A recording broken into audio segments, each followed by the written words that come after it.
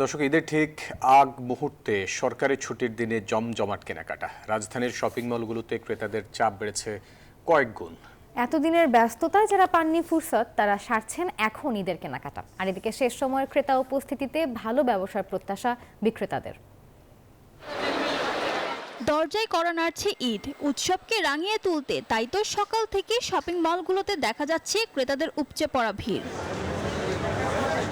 বুধবার রাজধানীর পান্থপথে বসুন্ধরার সিটি শপিং কমপ্লেক্স ঘুরে দেখা যায় ঈদের ঠিক আগ মুহূর্তে এই ছুটির দিনটিকে বেশ ভালোভাবেই কাজে লাগাচ্ছেন শপিং প্রেমীরা। ব্যস্ততায় আগে যারা করতে পারেনি কেনাকাটা, শেষ সময়ে তারা সেরে নিচ্ছেন সেটি। ফলে কাপড়, জুতা, কসমেটিক্স কিংবা গহনার দোকান সবখানে দেখা গেছে ক্রেতার চাপ। তো জামা কিনলাম আর জুতা কিনা এখনো বাকি আছে, ব্যাগও কিনা বাকি আছে।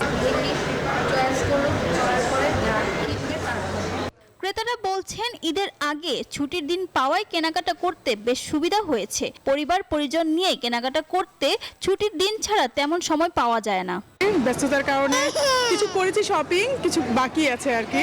বোন ভাগ্নিদের জন্য সবসময় নিয়ে এখান থেকে সবসময় কেনাকাটা করি, স্বাচ্ছন্দ্য বোধ করি, এখানে খুব ভালো লাগে। এখানে বিক্রেতারা বলছেন অন্যান্য দিনের তুলনায় আজ চাপ বেড়েছে কয়েক গুণ। ছুটির দিন হওয়ায় শেষ সময়ে কেনাকাটা সারছেন ক্রেতারা, ফলে শুরুর দিকের ঘাটতি পুষিয়ে নেওয়া সম্ভব হবে।